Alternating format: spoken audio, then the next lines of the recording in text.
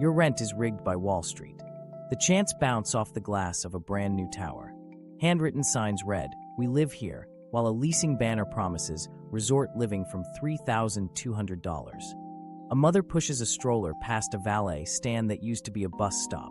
Someone shouts that the last subsidized building down the block is gone, demolished. Rents jumped $200 overnight. Developers swear they're adding supply. But wages didn't follow, and the affordable units people counted on vanished on schedule. Why did luxury explode? And who cashes out when supply grows but affordability dies? Follow the money, from City Hall to Wall Street. One obscure tax break set the blueprint. To understand it, rewind to the last crash. After the crash, cheap money, expensive buildings. When the financial system stalled in 2008, cranes stopped midair. Cities faced empty lots, busted budgets, and headlines about blight. They needed construction, jobs, and tax base fast. Developers needed certainty. What they got was the cheapest money in modern memory. Central banks pushed rates to the floor. In real estate meetings, a phrase took over the whiteboards: bond-like apartments. Put simply, with interest rates near zero, big investors hunted for steady yield. Apartment buildings, especially new, well-located ones, looked like predictable income machines. If you were a pension fund manager or a REIT, collecting thousands of rent checks every month sounded safer than betting on malls or offices. Meanwhile, lenders preferred clean, core projects with strong tenants and glossy amenities. Risk was out, predictability was in. Here's the catch: predictability costs money. Construction prices were climbing: steel, concrete, labor, insurance. Land sellers remembered the last peak and wanted yesterday's prices tomorrow. For a project to pencil, the pro forma had to assume high rents on day one. That meant designing for people who could pay the most. Class A, top-of-market units with a pool, a clubhouse, a co-working lounge, pet spa, and a lobby that photographs well. A mid-tier, no-frills building couldn't carry the land cost plus the rising soft costs: architecture, legal, permitting, impact fees. Unless the developer accepted lower returns and higher risk. Most didn't. The spreadsheets spoke louder than policy speeches.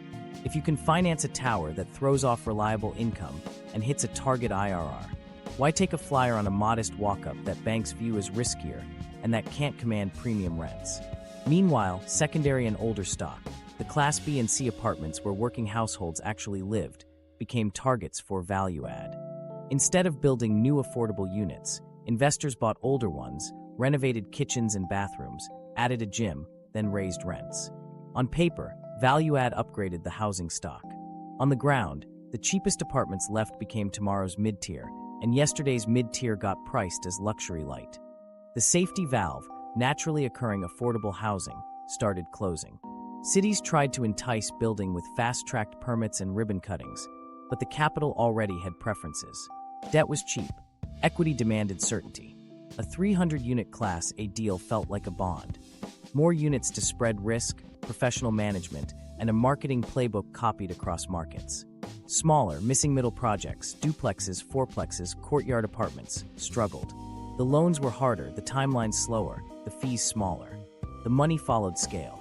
Get this, the psychology mattered as much as the math. In the aftermath of the crash, prime became a talisman. Leasing teams learned to sell status: quartz counters, roof decks with skyline selfies, dog washes with branded towels. Amenities became not just features, but underwriting assumptions. If the project needed rents at $3 per square foot to pencil, the design had to justify it. So developers stacked amenities, not because tenants begged for golf simulators, but because lenders wanted proof that top rents were attainable. The sale wasn't shelter, it was identity, by the lifestyle, prove you belong, and fear missing out if you don't. On the street, the human math was brutal. A teacher hit with a 15% rent hike after a light renovation. A line cook told their building was repositioning and would need everyone out for life safety upgrades. Families faced a choice that kept repeating: upgrade or leave, pay more for a smaller place, or start a longer commute. The city's population stats might show growth, but neighborhood by neighborhood, the people holding the service economy together were pushed to the edges. Stress became a monthly payment, renewal notice as adrenaline spike, uncertainty as a line item. Policymakers insisted that more units would eventually filter down, that today's luxury is tomorrow's affordability. But filtering takes time, and time works differently when capital is targeting quarterly returns. With land traded at high prices, each wave of construction needed equal or higher rents to justify itself. And because the vast majority of new units were Class A, the future filter was a pipeline of premium product, not a broad base of modest, durable housing. Meanwhile, low interest rates did something subtle to competition. When everyone can borrow cheaply, more bidders show up for the same parcels. Land auctions got frothy. Sellers set expectations using the top of market numbers, and those numbers only penciled with premium rents. The result was circular. Cheap money made land more expensive. Expensive land demanded higher rents. Higher rents required more amenities. More amenities pushed projects further from affordability. 3 years into the boom, you could stand at the edge of a downtown and count the pattern. Cranes over glassy mid-rises, identical floor plans, similar finishes, and rent rolls that looked like spreadsheets passed around a conference. The diversity of form that keeps a city resilient. Triplexes tucked behind main streets, courtyard buildings with long-term owners, wasn't growing. In some neighborhoods, it was disappearing, replaced by a consistent, finance-friendly product. What nobody knew at the time, or pretended not to notice, was how much the tax code was amplifying these choices. Depreciation schedules, interest deductibility, and exchanges shaped where returns peaked. Local abatements promised to make deals pencil, but the deals already aimed high. Cities got the headlines, investors got the yield, renters got the bill. This was the moment everything changed. Cheap debt didn't just restart construction, it picked a lane. And once capital picked luxury, the rest of the system, from design to marketing to permitting, snapped to attention. The trap was set long before the first lobby chandelier arrived. But low rates weren't the only accelerant. The real lock-in came from policy. To see why luxury became the default, we need to open the tax code that quietly steered billions toward the most expensive units. The tax code that built luxury, and not much else. What gets rewarded gets built. After the crash, the rewards lived in the tax code. On a developer's scratch pad, the first line isn't rent, it's basis. Because basis determines depreciation, and depreciation is where real estate turns taxes into fuel. Accelerated depreciation and cost segregation let owners write off components, roofs, fixtures, appliances on faster schedules. That creates paper losses that can shelter real income. The bigger and more expensive the building, the larger the depreciation shield. Luxury doesn't just look nice, it throws a bigger tax shadow. Now layer in interest deductibility. When debt service is deductible, leverage lowers taxable income even more. Stack cheap floating rate loans from Chapter 1 with interest write-offs, and every additional dollar of spending on premium finishes can be framed as both revenue-enhancing and tax-efficient. Costly amenities become investments that upgrade the cost seg study. The spreadsheet smiles on marble. Then there's the exit. The 1031 exchange turns a sale into a leapfrog. Sell a tower, defer the capital gains and depreciation recapture by rolling into a bigger, pricier project. The incentive is to trade up in value, size, and complexity. A small, modest rehab doesn't scale the same deferral. A $200 million luxury asset does. If you're competing for land and you've got a buyer behind you who can swap into your future building to defer 8 figures in tax, your bid wins. Affordable lost before the first site plan meeting. Local governments piled on with abatements and pilots. On paper, these swap future property taxes for near-term development. In practice, the deals often tied the abatement to height, density, and a performance standard. Exactly the criteria luxury projects are built to ace. Cities asked for token affordable tiers, 10, maybe 20% of units, priced to 80 or 100% of area median income. For many working-class renters, those affordable rents still overshot take-home pay. The wait list stretched years. The lottery odds felt like a joke. Inclusionary zoning dangled bonuses. More height, more units, in exchange for those set-asides. But the math is brutal. Extra floors only work if the market rate units can command premium numbers. That pushes design choices toward high-end finishes and amenities, so comps justify the ask. The bonus morphs into a requirement to go upscale. Mid-market builders, facing thin margins and no density bump at their scale, get outbid on land or never apply. Meanwhile, pilot structures and negotiated abatements reward predictability. Luxury projects show lenders clean pro formas, recognizable operators, and third-party management with track records. That lowers underwriting haircuts, which raises proceeds. Higher proceeds let sponsors pay more for land. A missing middle project with smaller unit counts would framing an A. First-time sponsor can't match. The financing gap becomes a bulldozer. Even the affordable carve-outs tilt upward. Many cities peg rents to AMI bands that blend wealthy suburbs with city neighborhoods.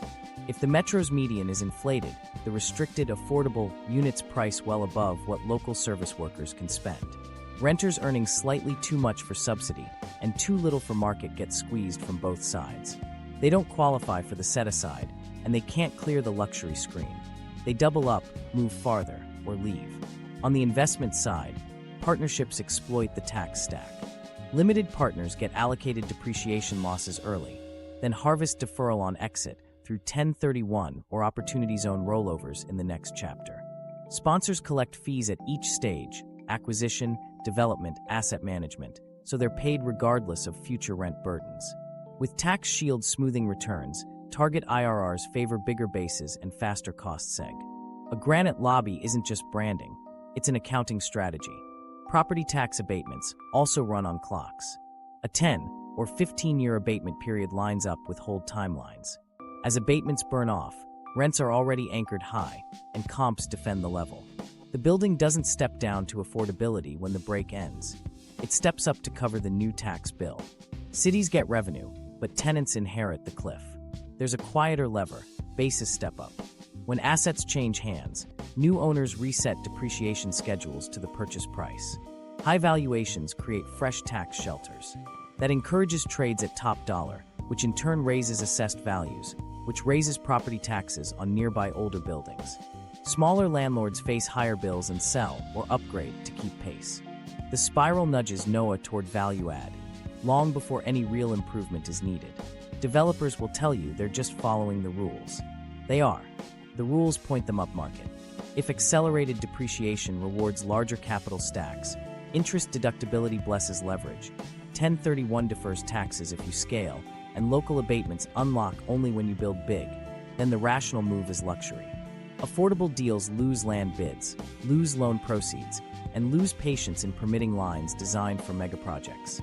10 miles from downtown, a nurse and a bus driver toured a workforce unit labeled affordable. The rent was pegged at 80% AMI. It still beat their monthly budget by $400. They joined a waitlist with 2,300 names. Across the street, a new tower with 2 months free was leasing one-bedrooms to remote workers. On paper, supply went up. In practice, access went down. What nobody knew at the time, because it hid behind neutral language, was that the code's biggest gifts scale with cost. The more you spend, the more you can write off, defer, and leverage. Cities tried to pull affordability in with set-asides, but the math kept pushing luxury out the door first. Even when subsidies existed, they triggered a gold rush of almost affordable, anchored by premium rents upstairs. And that was before a new program promised tax-free gains in distressed zones. The LIHTC/LURA puzzle. When affordable isn't affordable. To understand the promise and the trap, watch a groundbreaking ceremony on a hot afternoon. A banner reads, "Affordable homes coming soon." The financing stack behind the ribbon looks impressive. Low-income housing tax credits, a construction loan, a syndicator, and a compliance monitor. The mayor thanks partners. The crowd claps. A family at the back whispers, "Do we qualify?" That question is the pivot of this entire chapter. LIHTC was built to bring private capital into low-income housing. It works by giving investors tax credits in exchange for reserving units at restricted rents for a set period, typically 15 years, monitored by a land use restriction agreement with extended compliance to 30. On paper, that's a lifeline. In practice, the income bands and the timelines can miss the people standing in line today. Start with the bands. Rents are pegged to area median income, not neighborhood paychecks. In high-cost metros, AMI pulls in affluent suburbs, lifting the median. So an affordable one-bedroom at 60% AMI can still land a couple $100s above what a grocery clerk and a delivery driver can manage. The next tier, 80% AMI, often sits closer to new workforce product than to what a nursing aide can afford. Families earning just over the cutoff don't qualify. Families just under it qualify, but still sweat the monthly nut. Meanwhile, compliance periods create a clock. The first 15 years are the credit delivery window.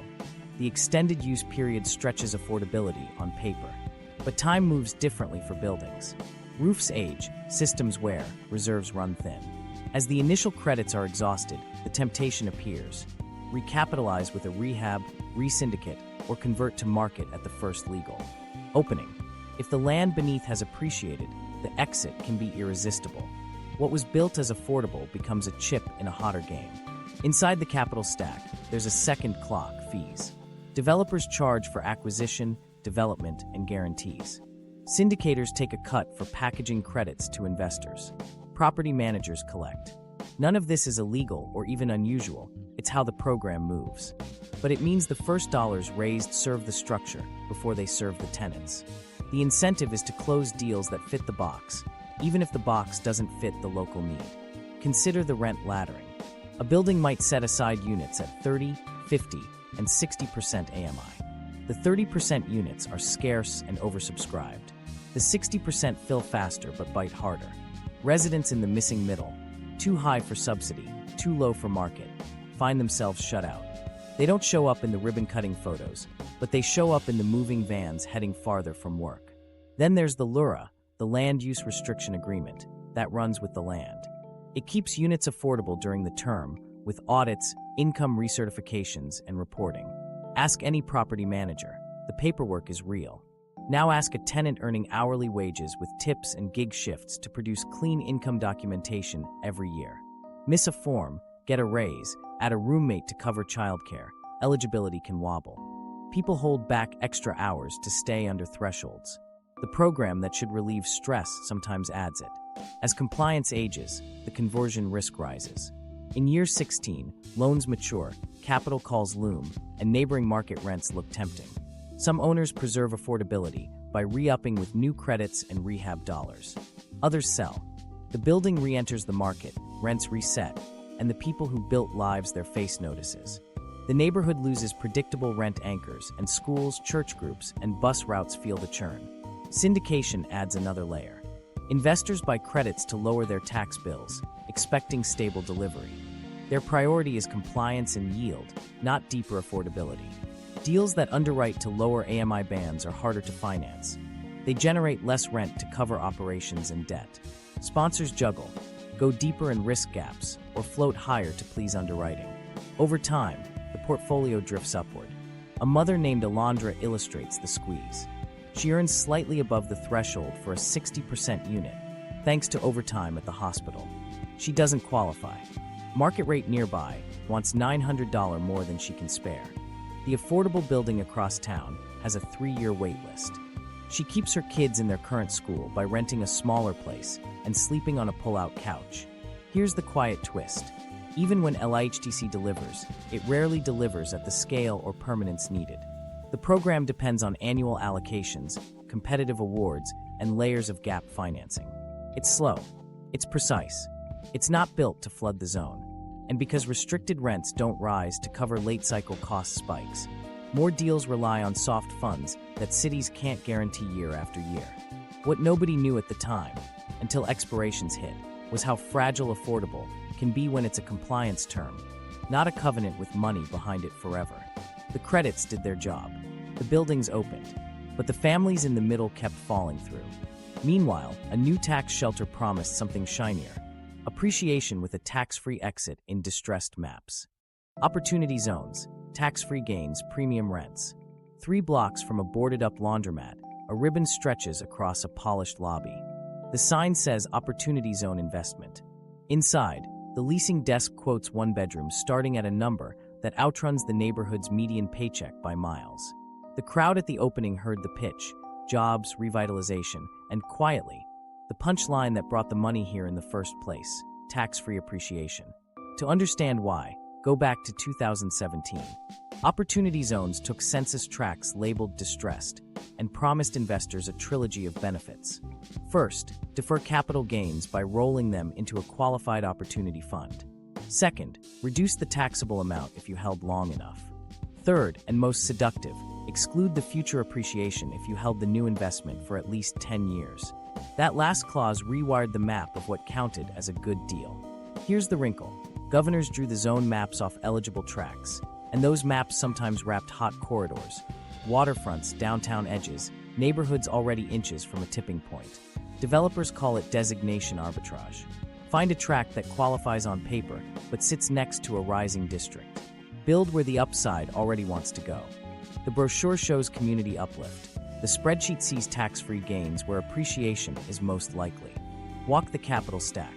A sponsor forms a fund, gathers investors sitting on stock gains, business sale proceeds, or property dispositions. Those investors face taxes now or deferral and possible exclusion later. The fund scouts OZ tracts, then targets sites that can support premium rents because those rents help finance the land and construction while the real prize, appreciation, ripens in the background. If the exit in year 10 can be tax-free, the model leans toward places with the strongest rent growth, not the deepest affordability need. Now add local incentives. Cities, hungry for OZ headlines, sometimes layered abatements or fee waivers on top. The sales pitch: we're catalyzing investment in overlooked areas. The effect: an extra boost for projects that already chose high-end finishes to command rents that banks bless. If a building needs $3,000 rents to cover debt, it's not aiming at the families who've been holding the neighborhood together.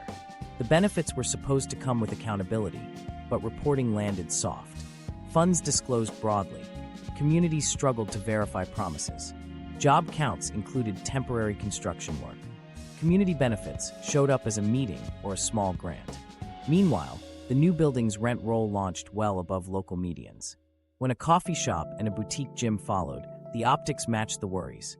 The zone revived, just not for the people living there before the ribbon cutting.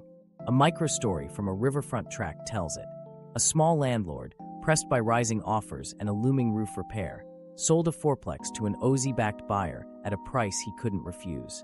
The buyer planned a teardown and a mid-rise. The seller paid off debts, moved to the suburbs, and retired. The tenants got non-renewals. 16 months later, a pool deck opened with skyline views and founder rates that still beat nothing in the neighborhood's wage math. Meanwhile, some sponsors used the OZ framework to refinance after stabilization, pull out equity tax efficiently, and hold for the 10-year mark. The building's operations, amenity fees, parking, pet rent, were tuned to lift NOI, which set higher valuations later. The strategy wasn't illegal, it followed the rules. But it anchored a price level that neighboring landlords used as comps. The zone effect rippled across a map where most residents weren't investors. What nobody knew at the time, because the clock hadn't run yet, was how 10-year horizons would shape behavior. When the payoff is the sale, preservation isn't the priority, momentum is. That meant leasing teams held firm on premium tiers to defend valuations. Even in soft patches, concessions stayed short-term, 1 month free, while asking rents marked the future comp vacancies could sit longer than a neighborhood could afford. There were exceptions. A handful of mission-driven funds paired OZ equity with deeper affordability covenants, building mixed-income projects with real rent bands. They worked, but the math needed extra subsidy and patient investors. Most capital wasn't patient. It was tax-savvy. From their perspective, OZs were a once-in-a-generation carve-out. From the ground, they felt like a speed-up of trends already in motion. More polished buildings where appreciation looked safest. The policy intent, revive distressed areas, met the finance reality, protect principal, chase upside, minimize taxes. At a community meeting, a resident asked the developer if any units would be priced to what home health aides earn. The answer: we're offering workforce housing. The number that followed was a full paycheck away. She folded the flyer and left early. Opportunity zones didn't invent luxury. They rewarded it in places labeled left behind. The maps looked like a promise. The leases read like a warning. And across town, city halls were stacking their own sweeteners on the same playbook. Local sweeteners, abatements, density bonuses, and public benefits. City halls learned the same lesson after the crash. Ribbon cuttings beat budget shortfalls. Growth promised sales taxes, construction jobs, and headlines that said, "We're back." So they reached for tools that could bend the math: property tax abatements, tax increment financing, density bonuses, fee waivers, sweeteners meant to unlock sites the private market couldn't touch. The problem wasn't the intention. It was where those tools pointed once they met capital already primed for premium. Start with abatements. A city offers a 10 or 20-year break on property taxes for new construction. The pitch: no tax on the building's value for a while, pay on the land, and we'll all win later when the abatement burns off. Who can use that best? Sponsors with large, expensive projects where the tax savings are biggest. On a block of small infill, the relief barely moves the needle. On a 400-unit tower, it's millions. Suddenly, what pencils looks like height, a big garage, and an amenity stack that sells top-tier rents to underwriting. Then TIF, tax increment financing. Cities draw a line around an area and say the future growth in property taxes will pay back today's infrastructure. Streets, sewers, plazas. It works when the increment truly comes from new value. But the increment grows fastest when the comps climb, so projects that elevate rents get favored. The public pays for the park. The private raises asking rents because the park is there. Fees and debt get serviced. Meanwhile, the deli that's been there 20 years faces a higher assessment. Density bonuses promise more units in exchange for public benefits. The benefit might be affordable set-asides, a pocket plaza, a childcare room, transit improvements. In practice, the extra floors require steel, structured parking, and design reviews that scale. The only way to shoulder that stack is premium rents. The inclusionary units that come along are welcome, but they're often set at bands that don't touch local service wages. A bonus intended to mix incomes can end up anchoring luxury, while sprinkling a handful of affordable doors that fill instantly and stay full for a decade. Here's where the skew gets sharper: parking rules. Cities dropped minimums for big transit-adjacent towers, which helped those projects dump costly podiums. But in many neighborhoods, small infill builders still had to meet 1 or 2 spaces per unit. On a tiny lot, that means digging a basement garage or wasting half the site on car storage. The tower saves millions and leases valet spots. The duplex scraper dies on the drawing board. Cost skew becomes form skew, and the missing middle never shows up to compete on price. Design review adds time risk. Big sponsors carry teams that can push through iterations, attend 3 hearings, and revise landscapes to please a board. Small builders can't float a year of carrying costs while interest ticks and materials inflate. Time favors capital with patience, or at least with equity cushions. So the docket fills with large proposals, and the public comment becomes a theater where neighborhoods negotiate amenity menus instead of rent levels. Public benefits sound good at the mic. We secured a dog park, a widened sidewalk, a public art budget, and 10% affordable. The numbers hide a trade. The dog park sits behind a key fob. The art budget buys a sculpture in a private plaza. The 10% targets 80% AMI in a district where housekeepers earn half that. The feel-good list defeats the need. And because the building needed high rents to justify the package, the surrounding landlords adjust their asks upward. The amenity arms race turns into rent inflation dressed as urban polish. Watch a community negotiation play out. Residents ask for deeper affordability, fewer parking spaces, and protections for long-time tenants. The developer offers a childcare room and promises to hire local for the build. City staff, under pressure to land the deal, nudge toward yes. The compromise locks in a timeline, a set-aside that doesn't match wages, and an abatement that stretches beyond one mayor's term. A year later, the leasing office opens with founder specials that still sit beyond most paychecks on the block. Meanwhile, smaller, older buildings disappear. A landlord facing a roof replacement and a new fire code chooses to sell. The buyer uses an abatement tied to new construction and a density trade to justify demolition. The replacement doubles unit count and doubles starting rents. The tax base smiles on paper. The school down the street sees 3 students move away mid-year. The coffee shop loses morning regulars who drove the early shift. Stability evaporates in a cycle of policy-enabled churn. There's another quiet lever: negotiated pilots, payments in lieu of taxes. They're supposed to mimic taxes while giving predictability. For a stadium, maybe. For housing, they can flatten the bill for a decade while locking in rent assumptions that climb. When the pilot steps up, tenants shoulder the jump, not sponsors who already harvested development fees and refinanced at stabilization. Human stories keep pace with spreadsheets. A bus driver returns from an overtime shift to a flyer. Public benefits delivered, new plaza opening. The plaza's nice. His rent is up $350. market alignment. Across town, a preschool teacher visits the new affordable leasing event. The income cap disqualifies her by $70 a month. She smiles, thanks the agent, and drives back to the roommate she barely knows. What nobody knew at the time, or admitted on stage, was that local sweeteners stacked on federal incentives don't neutralize the luxury tilt. They compound it. Each tool shaved risk for the biggest deals and exported it to renters. Cities needed growth. They got it, just skewed toward buildings that had to charge more to justify the gift. The money machine behind the curtain was ready to take it from there. REITs, private equity, and the yield machine. Pensions wanted steady checks. Endowments wanted diversification. Family offices wanted tax-efficient income they could point to at quarterly meetings. Housing answered with a product that spoke their language. Enter the yield machine. REITs raising capital on public markets, private equity funds promising double-digit IRRs, and separate accounts that could swallow a whole neighborhood before lunch. The pitch was simple. Thousands of tenants, monthly rent rolls, professional management, inflation protection, and the fees and structures that turned it into a business plan. Follow one deal from the term sheet up.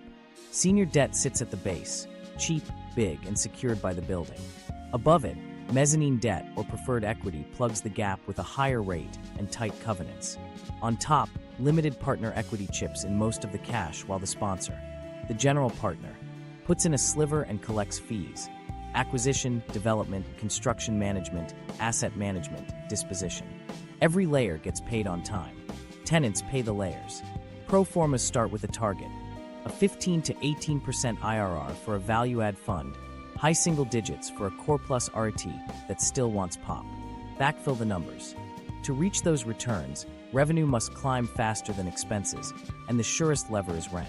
Not just base rent, other income. Amenity fees, parking, pet rent, storage lockers, smart locks, package lockers, trash valet, technology fee. Net operating income rises with each line item, and cap rates turn that into valuation on exit. The spreadsheet doesn't ask who uses the gym. It asks what the gym can charge. Value add became the house strategy. Buy a tired Class B building, walk units, drop quartz and stainless, slap on a name, and stage photos with a plant and a pour-over kettle. Then issue market reset letters. Sometimes 25%, sometimes 40%. If resistance shows up, offer concessions for speed. 6 weeks free if you sign now, while the asking rent prints the comp. Meanwhile, common areas get a Wi-Fi bar, a dog wash, and new paint. Insurance, taxes, and debt service fit if the rent roll climbs. Meanwhile, asset managers live by dashboards. Weekly lease velocity, renewal capture, delinquency, turn time, work orders. If a building falls short, the answer isn't lower returns, it's interventions, dynamic pricing software, revenue management that edges rents up based on move-in timing, unit exposure, and neighborhood comps. Staff get coached to sell upgrades. Tenants get coached to accept hikes. The goal is NOI growth. Community stability doesn't appear in the model, occupancy does. A micro-story from a Sunbelt complex, Maya, a server, gets a notice that her legacy rate will end.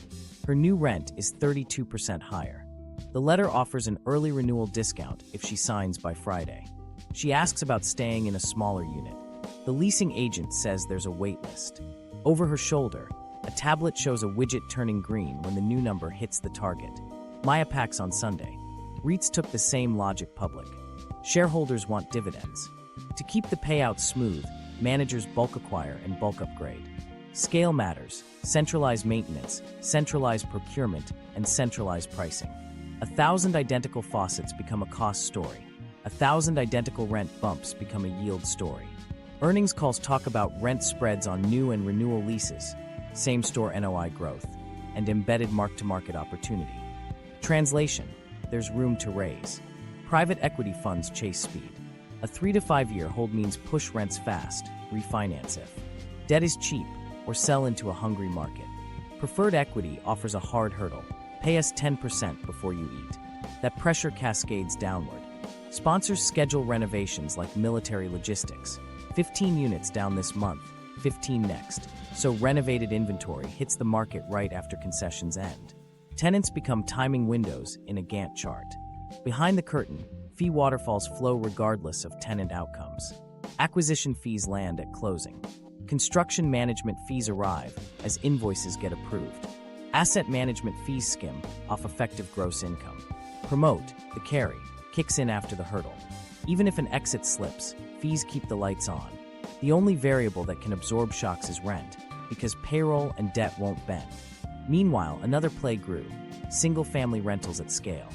Funds bought entire subdivisions from builders, turned cul-de-sacs into rental portfolios, and applied multifamily systems to houses. Same revenue management, same fee lines. Pet rent at a backyard. Smart home fee at a deadbolt. Yard maintenance back-billed as resident responsibility. It looked like service. It posted like income. Human moments kept colliding with the model. A retiree gets a "we're aligning to market" letter and calls the number on the bottom. It routes to a call center 3 states away. The agent reads from a script: "We're happy to explore other options." The options are a 12-month at full rate or a 9-month at a higher rate. She puts the phone down and tries not to cry. Learned helplessness isn't policy, but the process produces it. What nobody knew at the time, outside the underwriting rooms, was how far software would push the boundary. Pricing systems learned to test the upper limit, to let a unit sit vacant if it meant the next lease would reset the comp for the stack. Vacancy became a tool, not a failure. Neighborhoods saw dark windows and thought the market had softened. The rents signaled otherwise. This was the moment everything changed. Housing turned into an income product engineered for predictability at scale. Professional management made operations efficient. Financial engineering made returns consistent. But the machine only worked if rents kept climbing. And when financing flipped from fixed comfort to floating rate risk, the pressure to turn the dial went from steady to urgent. Cheap debt, then the squeeze. Interest rate whiplash. Projects were born at 3 or 4% debt. That number lived in slide decks, bank term sheets, and council briefings. It made everything feel safe. Then rates doubled. Bridge loans that once felt like a short hop turned into tightropes. Debt service coverage ratios thinned. Lenders who'd nodded at lease-up plans started circling covenants in red. Sponsors opened the same spreadsheet and watched the math turn against them. Here's how the squeeze works. A developer finances construction with a floating-rate bridge loan, often interest-only, assuming a refinance into stable, lower-cost debt after stabilization. When the Fed hikes, that bridge jumps. The debt service eats more of the operating income. The DSCR covenant, say 1.25x, starts flirting with breach. Suddenly, everything upstream must deliver more: faster lease-ups, fewer concessions, and higher rents. The plan that once allowed 3 months free to lure tenants now offers 2 weeks, then nothing. Meanwhile, debt funds that fed the boom pass their stress along. They securitize pools of loans. Investors in those pools expect yield, so managers press sponsors to protect cash flow. Workouts get discussed in terms that sound abstract: waivers, extensions, replenishment of reserves. But the lever on the ground is simple: push rent. The math isn't personal, the outcome is. Watch a lease up under pressure. Last year, the billboard offered 2 months free on a 14-month lease. This year, the same building strips concessions and moves preferred employer discounts to a narrow list. The units that would have anchored at $2,200 now list at $2,450, with a look-in lease gift card that doesn't touch the monthly. Revenue management software tracks every tour, tests price elasticity, and nudges upward if 1 or 2 renters bite. The goal isn't full occupancy. It's the average rent needed to clear the debt hurdle. Unknown to many tenants, lenders track performance weekly. If absorption slows, the lender can cap capital draws for finishing amenities, which paradoxically pushes sponsors to finish just enough to claim premium, then hold the line. That's why you see clubhouses open while half the planters sit empty. The clubhouse sells the rate. The planters can wait until the refi. Debt service ripples beyond one project. Securitization spreads pressure across markets. A debt fund with exposure in Nashville, Phoenix, and Charlotte can demand tougher leasing in all 3 when one pool underperforms. Local conditions get flattened by portfolio decisions. If a market softens, concessions might appear briefly, but the headline ask rises to protect valuations for appraisal at refinance. A building can sit 12% vacant and still refuse to drop asking rent a meaningful amount, because the comp is worth more than the filled unit at a lower number. Here's where tenants feel the break. A warehouse worker sees her renewal jump 18%. She checks listings and finds discounted new builds starting higher than her current place. She spots units that have been online for weeks and wonders if the market is loosening. It is, on paper, but the owners won't mark down because a markdown threatens the lender conversation. Vacancies become a buffer that protects comps and loan terms. Households become the buffer that absorbs the gap. Sponsors look for revenue wherever they can. Amenity packages, once optional, become mandatory community fees. Parking rates step up. Pet rents gain registration charges. Short-term corporate leases sneak in to fill high-rent tiers while management tells residents there's no room to negotiate. Every dollar of other income helps DSCR. Every waived concession risks a covenant letter. Bridge-to-bridge stories multiply. A sponsor who planned to refi at 3.75% in year 2 can't hit underwriting at 6.75. The lender extends, but asks for a rate cap renewal that costs 7 figures. Reserves drain. Construction overrun disputes get louder. Subcontractors feel slow pay. The sponsor asks equity for more cash to defend the position. Equity says raise rents and sell non-core assets. On the leasing floor, that command becomes firmer quotes and fewer exceptions. Meanwhile, fixed-rate comfort died where value-add relied on floating debt. Owners who leveraged cheap lines to renovate older stock now face resets that wipe out the spread they counted on. To preserve value, they hold asking rents even as move-ins slow. Distress shows up in headlines, but distressed luxury doesn't become affordable. It becomes a negotiation about forbearance, not a price cut to match local wages. A micro-story from a coastal city. Jamal, a night shift security guard, tours a half-empty mid-rise with glossy mailroom lockers and a quiet pool. He asks if the rent is flexible. The agent smiles and offers 6 weeks free on an 18-month lease. He does the math, still too high monthly, and asks about a 12-month. The free weeks vanish. The deal is a comp strategy, not a discount he can use. What nobody knew at the time, outside debt desks, was how much pricing power moved from neighborhoods to interest rate charts. When the cost of money doubled, buildings turned from homes into DSCR instruments. Teams that once sold lifestyle now sold ratios. Tenants negotiated with spreadsheets that couldn't hear them. And yet, the trap deepened. Because when asking rents rise to save a refinance, they set new benchmarks for appraisers and future deals. The squeeze reaches forward, locking in a level that tomorrow's projects must clear. Even with vacant units, the market refuses to bend where people actually live. Add one more layer: zoning that makes smaller, cheaper forms illegal, and the pressure has nowhere to vent. Upzoning for who? Zoning rules that force expensive outcomes. Code decides shape, and shape quietly decides price. On a zoning map, colored boxes look neutral, but every line tells a builder which building types are legal, how long permits will take, and how much risk they must carry before a dollar of rent shows up. When code bans small, simple forms and channels projects into big, complex ones, the market doesn't deliver more housing. It delivers expensive housing by design. Start with the rules that seem harmless: minimum lot sizes and setback requirements. If you need a large lot to build a small building, the land cost per unit spikes before anyone lifts a hammer. A duplex on a 5,000 square foot lot could split that cost. A rule demanding 7,500 square feet per house blocks the split. Multiply that across a neighborhood and you've banned the missing middle, duplexes, triplexes, courtyard apartments that historically absorbed working-class demand without subsidy.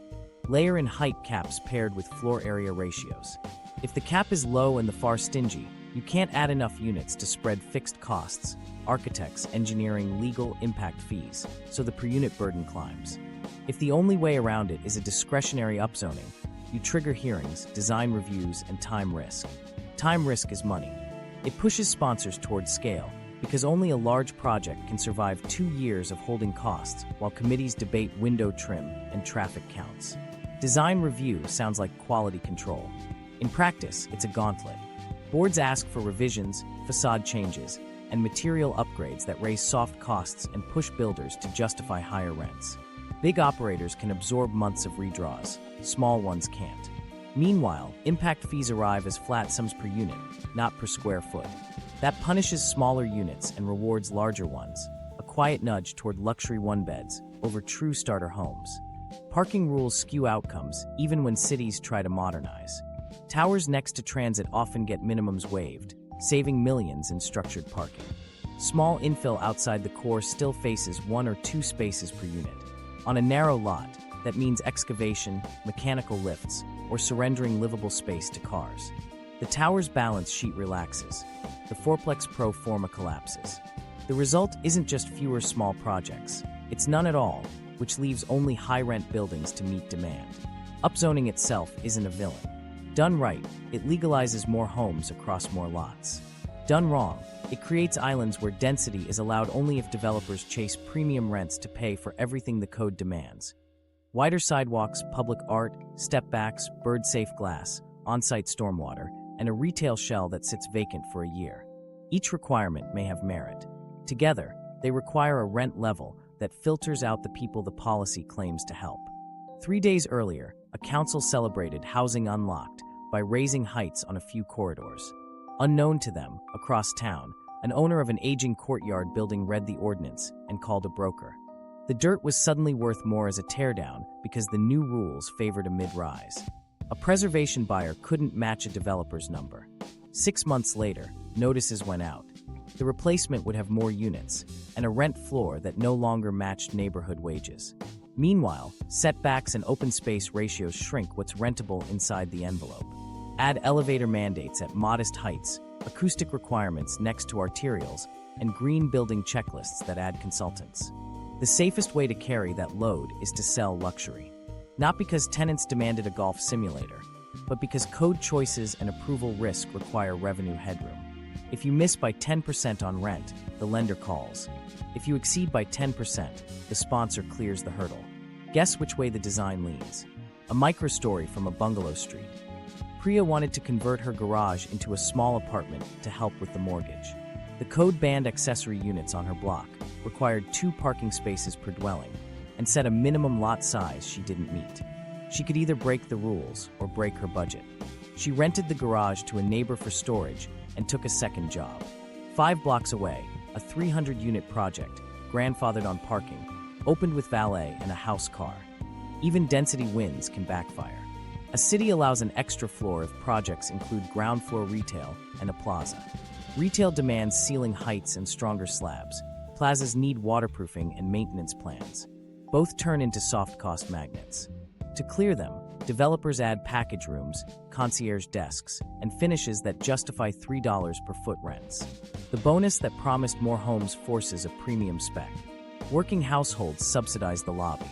What nobody knew at the time, because codes were technocratic clothes, was how rules bundled to exclude the cheap forms that used. To anchor affordability, duplex bans kept starter rentals illegal. Minimums and reviews pushed builders into capital-heavy towers. Impact fees charged per door punished small units. Time risk erased modest developers.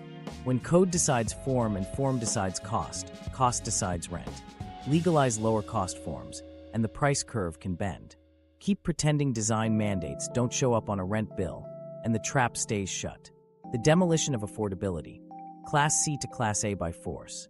Naturally affordable housing isn't a program. It's the aging garden apartment with creaky stairs, the courtyard fourplex with thin walls and thick neighbor ties. That's NOAA, Class C by the spreadsheet, the real safety valve by lived experience. When the yield machine met zoning tilt and rate stress, NOAA turned from home into opportunity, and the demolition of affordability began without a single wrecking ball at first. Stakes come fast. These buildings carry the workers who open diners, clean offices, and staff hospitals. Lose them, and whole neighborhoods tilt. Lose enough, and a city's service economy phrase. Meanwhile, investors spot a spread, buy at a low basis, polish the units just enough, and reset rents toward Class A comps. It's called value-add repositioning. On the ground, it's the eviction letter dressed as a renovation plan. Here's how the action unfolds. A fund targets a 1970s complex, flat roofs, faded paint, original cabinets. The pitch deck shows rent upside of $350 per door after a light touch capex. LVP floors, shaker fronts, stainless look appliances, LED lighting, a gym carved from storage, maybe a dog run where the sandbox used to be. Insurance has already spiked. A new carrier demands upgraded electrical panels and safer balconies. Code compliance becomes the lever. Management posts notices. Units will be vacated in phases for life safety improvements. Tenants offered cash for keys. Face a choice. Take $2,000 now or hold on and risk non-renewal. Meanwhile, the amenities arrive thin but photogenic. String lights over gravel, a mailroom mural, a coffee station that runs out by noon. The sign out front drops manor and adds residences. Rents on renovated units jump 25 to 40%. The unrenovated stack shadows that number because software wants the comp suddenly. The cheapest homes in the submarket aren't cheap. They're a waiting room for a price hike. Impact lands where kids do homework. A school loses 3 students mid-year when their family moves 20 miles out. The corner bodega watches morning traffic evaporate. Church groups scramble to fund deposits. Bus routes thin because riders left. A community leader who's held weekly tenants meetings for years finds half the room gone, replaced by new faces who leave early to walk dogs in the pet park. Insurance and compliance do more than pinch, they justify resets. After big storms and liability verdicts, premiums shot up. Owners cite doubled insurance costs to explain rent increases. Fire code upgrades, sprinklers, alarms, egress lighting are necessary, and owners time them with renovations to trigger substantial improvement clauses. Once a building crosses that threshold, new code requirements roll in. The bill climbs, the rent follows. Here's the twist that speeds the loss: condo conversions and short-term rentals. In tight markets, sponsors petition NOAA into condos, sell to investors, and let HOA rules do the rent pushing. Or they reclassify a wing into furnished corporate suites, sidestepping annual leases with 30 to 90-day stays that command higher effective rents. Even a small share of units flipped out of long-term use thins the local safety net. Microstories make it plain. Hector, a janitor, returns to a taped notice. Renovation schedule. Your stack begins August 1st. He's offered $1,500 to vacate in 30 days or accept relocation to another property 15 miles away with a $280 higher rent. His daughter plays soccer at the park next door. He takes the cash, moves in with his brother, and starts saving for a deposit he'll chase for 6 months. Another, Ms. Lynn, who's lived in her one-bedroom for 11 years, signs a non-renewal after her fixed income can't cover the new amenity fee. She asks about waivers. The manager shrugs. Fees are standard. The gym is up a flight she can't climb. She pays for a service she'll never use. Then she leaves anyway. Across metro maps, you can trace the reposition wave like weather. Brokers circulate off-market NOAA lists, cap rates compressed, rent upside highlighted, minimal displacement risk asserted. Lenders underwrite to pro forma rents, not current ones. Appraisals lean on the newest Class A comp half a mile away, not the building next door. The financing stack blesses the conversion before a paint crew opens a can. Demolition isn't always literal, but when it is, the math is brutal. A wood frame complex with deferred maintenance faces rehabs that cost nearly as much as replacement. With land values lifted by upzoning and nearby luxury comps, tear down pencils. The new mid-rise doubles the unit count and doubles the starting rent. Former tenants see a glossy leasing office where their mailbox cluster used to be. What nobody knew at the time, or pretended not to, was how fast a neighborhood's rent floor can ratchet when NOAA disappears. Loss isn't just units. It's time. NOAA buys households time. Time to stabilize after a job change, to care for a parent, to pay down debt. When it's gone, people don't climb a ladder. They fall through gaps. Cities tried patching with emergency vouchers and anti-displacement grants. Helpful, but small. The machine kept chewing because every layer, insurance, code, underwriting, branding, pointed the same way, up. And once luxury light arrived, the psychology locked in. The lobby said you were lucky to be here. The lease said prove it every 12 months. The psychology of luxury, selling scarcity at scale. Language sold the product before a single tile was laid. Leasing teams learned a script that turned rent into identity. Resort style, curated, activated spaces, live, work, play. The words did a quiet job. They reframed shelter as lifestyle and normalized paying more as a statement about who you are. If you couldn't afford it, the message landed anyway. This is where you should want to be. Amenities became theater for that message. A modest lobby wouldn't justify a premium, but a lobby with a latte machine, neon sign, and scent diffuser whispered exclusivity.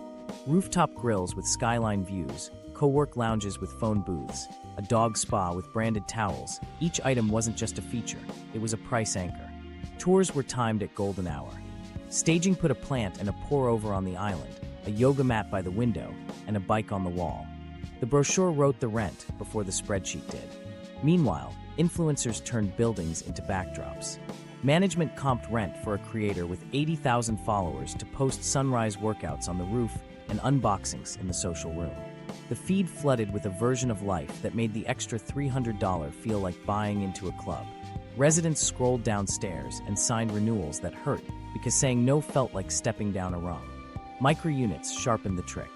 Make the private box smaller, 475 square feet, but surround it with shared luxury. A clubroom, a game lounge, an outdoor cinema, a package bar.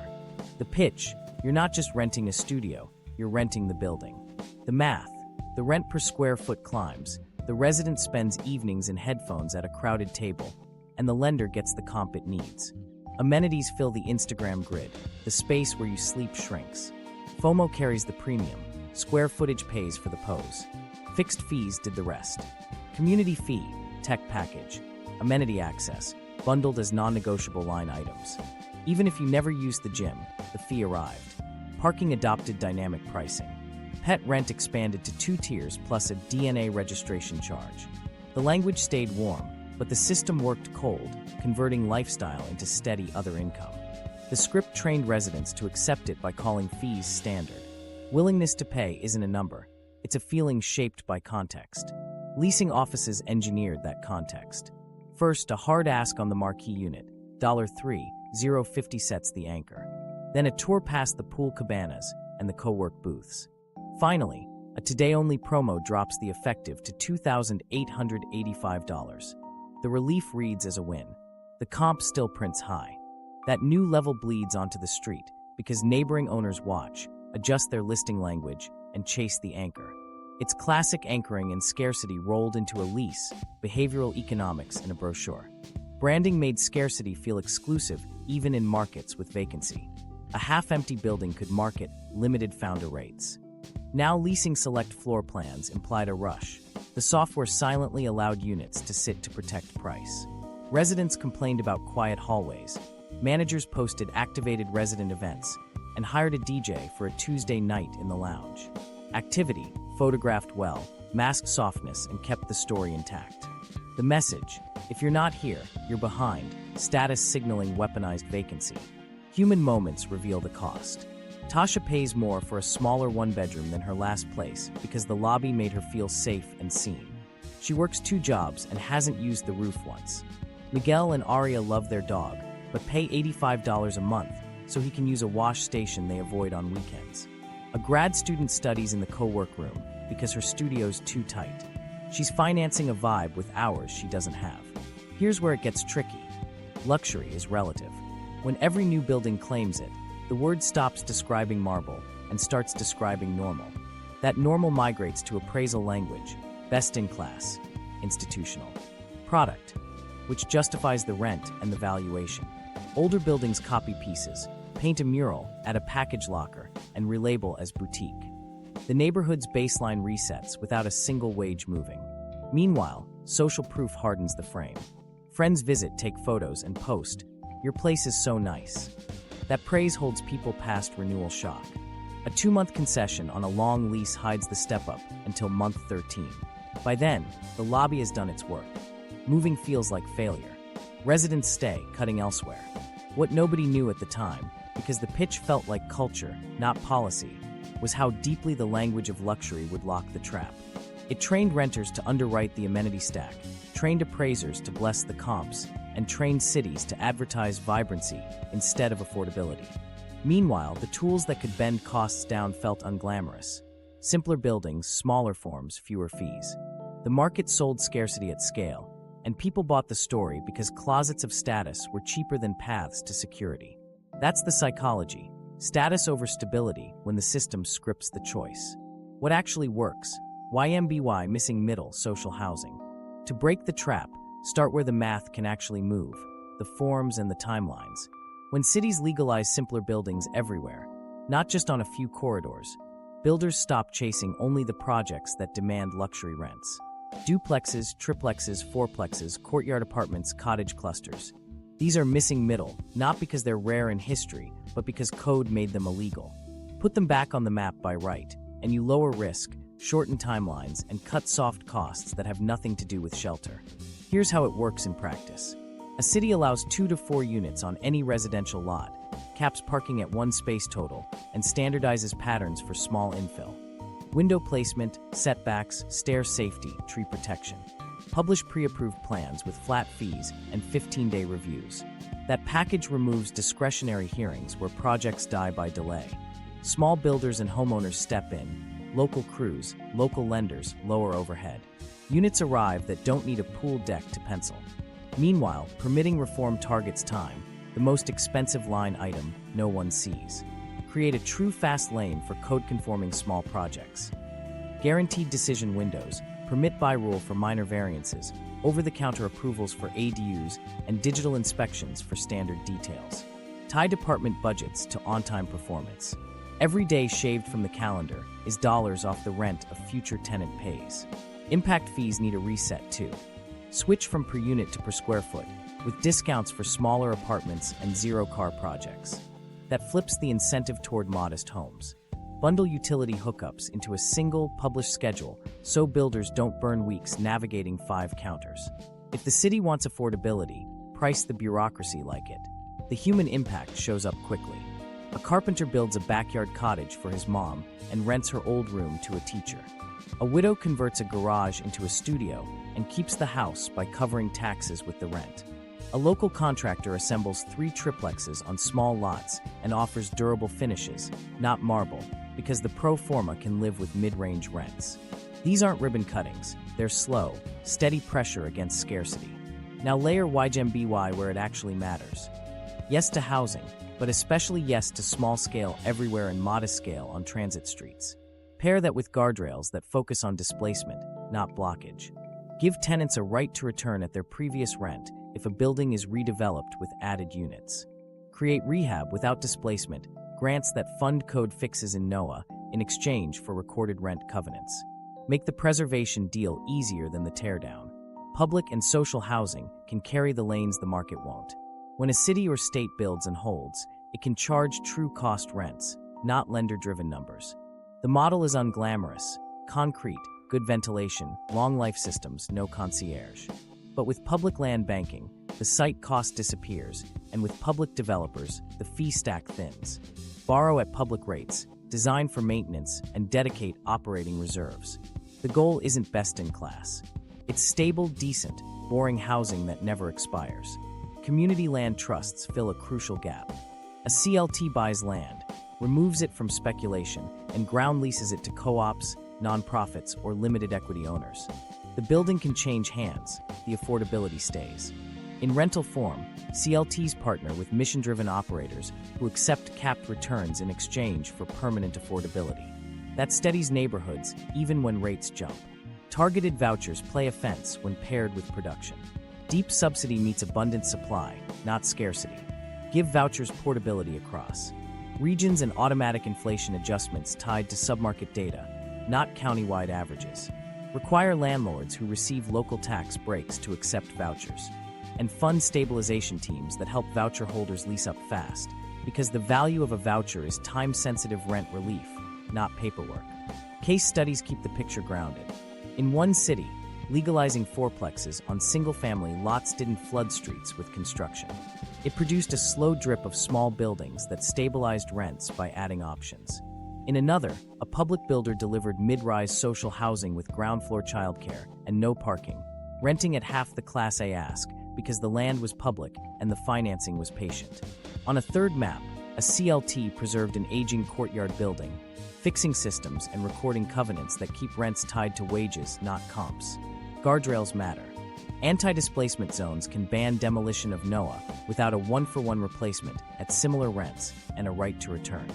Fee waivers can be tied to permanent affordability, not 10 years. Inclusionary zoning can be calibrated to small builders. Cash-in-lieu options for micro-projects, deeper on-site requirements for larger ones. The point is to make small and many competitive with big and few.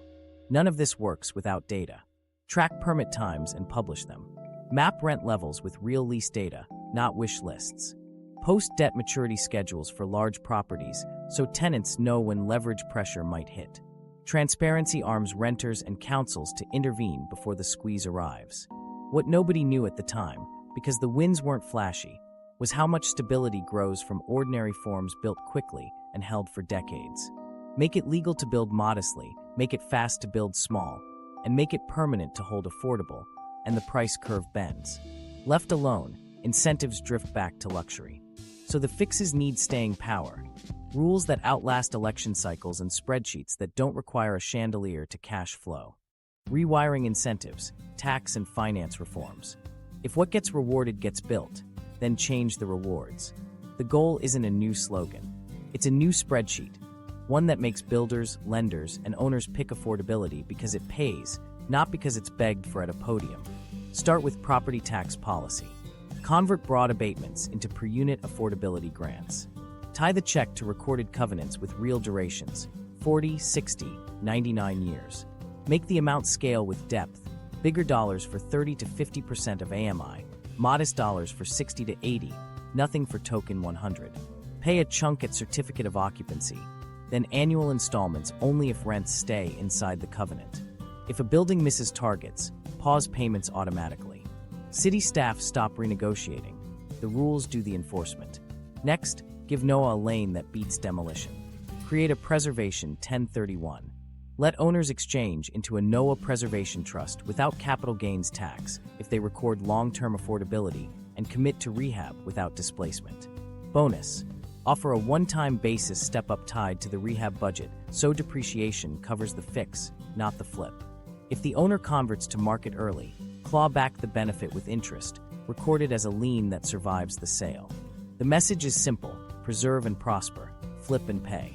Reform interest deductibility with purpose. Keep it, but only at the full rate for projects with affordability covenants or for NOAA preserved under a standard form. For market rate luxury without any affordability commitment. Cap deductibility above a reasonable leverage threshold. That shifts the cheapest debt toward the homes people need. Lenders will follow the after-tax math. Sponsors will follow the lenders. Replace vanity abatements with a preservation purchase credit. When a mission-driven buyer acquires a Class B/C building and signs a 40-year covenant on rents, award a refundable credit against city taxes equal to a slice of the purchase price, paid out over 10 years. The buyer must maintain habitability standards, file annual rent rolls, and certify no net loss of occupied households through rehab. Violate it, and the credit reverses. Now preservation outbids value add on the same property. Attack soft costs directly. Publish a clean sheet fee for small, affordable forward projects. One combined permit, one inspection pathway, flat fees per square foot that are half the standard if a covenant is recorded. Fund the discount by trimming giveaways to high-rent towers. Time is money. Take time off the table for the housing that delivers. Charter public developers with a clear mandate. Build at true cost rents, not market. Give them access to public land at ground leases of $1 and access to state revolving loan funds at public rates. Pay them cost plus with affordability KPIs, delivery speed, rent bands achieved, maintenance response, tenant stability. No bonuses for fancy finishes. Bonuses only for lease up to targeted incomes and long-term performance. Public developers don't need 18% IRR, they need durability. Give communities a right of first refusal on at-risk buildings. If a property with more than, say, 20 units hits the market, a qualified preservation buyer gets a short window to match the price. Pair that right with a city-backed bridge fund that advances earnest money and acquisition loans at patient terms, secured by the building and the future affordability stream. The capital stack becomes competitive with private equity because the risk is cushioned by public purpose. Make vouchers bite where they should. Require any property receiving local incentives, grants, fee waivers, pilots, to accept vouchers and to sign a non-discrimination clause tied to lease-up benchmarks. Use small area fair market rents so voucher values match submarkets, not whole counties. Publish a quarterly list of owners in compliance. Transparency makes politics. Politics moves budgets. Put teeth in affordability promises. End short-term set-asides that expire in 10 or 15 years. Minimum should be 40 years for production, 60 for preservation. Record them against the land, require annual third-party audits, and publish data. If an owner breaks the deal, fees and taxes flow back with penalties, and tenants get legal help funded by those penalties. Align insurance and code relief to preservation. Offer premium discounts and rehab grants for owners who adopt risk reduction upgrades, sprinklers, wiring, roofs, in exchange for affordability covenants. Insurers lower risk, owners lower rents. Cities extend the life of the housing they already have. Rehabilitation shouldn't be the excuse to raise rents. It should be the reason to lock them. Finally, build a data backbone. Map debt maturities for multifamily portfolios. When a loan in a vulnerable submarket approaches refinance, trigger a preservation intervention. Pre-approved financing, covenant templates, legal support. Don't wait for market resets to hit. Mailboxes. Intervene upstream where the math turns ruthless. Human wins are the point. A small landlord gets a low-cost rehab loan, fixes fire alarms and roofs, and signs a 60-year covenant. Her tenants avoid displacement. Her retirement is secure. A union carpenter buys a fourplex through a preservation program, collects steady rent at recorded limits, and keeps long-time residents housed without playing fee games. A teacher qualifies for a rent band that actually matches her pay stub, not a blended county AMI. What nobody knew at the time, or forgot under ribbon cuttings, was that markets reroute overnight when the tax and finance plumbing changes. Stop paying for chandeliers. Start paying for covenants, preservation, and speed. If capital chases yields, then make long-term affordability the safest yield in town. Playbook for viewers: negotiating, locating, advocating. The machine is big, but your lease is leverage. Start with timing. Owners care about quarter-end occupancy and lease-up targets. Ask the leasing team when concessions reset and when occupancy reports go to lenders. Tour in the last 10 days of a month or the final weeks of a quarter. If a building's at 86 to 90% occupied, they need warm bodies more than they need a perfect rent. That's your window to trade term for price. Use data the way asset managers do. Search concessions plus your city, check new build pipelines, and scan listings for weeks free patterns. 2 months free on a 14-month lease beats 1 month on 12 if you're rate sensitive. Calculate the effective monthly, not the headline. If you can't afford the base, counter with a longer term at a lower face rent instead of more free weeks. Lenders underwrite to face rent. You want a cheaper monthly. Negotiate the fee stack. Amenity, tech, trash, pest, package, valet, community. Line items that were invented to boost other income. Ask for a fee waiver addendum. If they won't strike it, request a credit equal to 12 months of fees. If they resist both, ask for a parking discount, free storage, or pet fee forgiveness. Don't accept standard as final. On-site managers can override more than they admit, especially near their reporting deadlines. Leverage unit-specific flaws into savings. Corner by the elevator? Noise credit. Level 1 over retail? Foot traffic credit. Odd layout. Price alignment to the cheapest stack. List your preferred units and your walkaway number before you tour, so you can say yes on the spot if they need it. The Yes Now trade is real leverage. Target overbuilt corridors. New towers cluster on the same streets. That's where concessions linger and lease-ups stretch. Cross-check with local news on debt maturities. Buildings facing refis often hold face rents, but quietly sweeten deals. You want stabilizing properties, high vacancies, visible move-in gifts, frequent open houses. If a sign says look and lease bonus, don't rush. Ask what happens if you sign tomorrow. If it disappears, ask for an equal rent credit spread across the term. Consider B+ renovations instead of A new builds. Value-add properties chasing higher NOI sometimes misprice awkward floor plans or older stacks. You can capture a lower base with comparable finish quality if you don't need the newest amenities. Ask which stacks haven't been renovated yet and request a pre-reno rate with a clause promising no forced renovation during your term. If you're renewing, treat it like a new lease. Pull comps within the same block. Ask for the new move-in package on a renewal. Managers hate churn. A clean, long-term tenant is gold. Offer a longer term for a smaller increase or fixed escalators. If they quote a huge bump, ask for their resident retention specialist. That title usually carries discretion. Bring repair logs and on-time payment history. Professional tenants get professional deals. Avoid amenity traps. If you won't use the gym, prioritize buildings where fees are optional or negotiate an opt-out. Refuse tech packages that duplicate your phone plan. If they insist, request a rent credit equal to the package cost. Ask for transparent utility billing. Ratio utility billing systems can spike. If usage is averaged, push for a cap or a review clause after 3 months. Micro-wins matter. A $40 monthly tech fee and $60 in parking savings are $1,200 a year. Stack 2 or 3 of those, and you've created affordability without moving zip codes. Keep a simple spreadsheet of asks: base rent, effective rent with concessions, fees waived, credits, and term. Choose the cheapest effective path, not the flashiest lobby. Now the map. Look for resilient submarkets, areas with mixed product, older stock preserved, and small lot infill. Proximity to frequent transit and groceries raises non-rent savings. A $90 monthly car insurance drop plus fewer fill-ups can beat a $50 rent difference.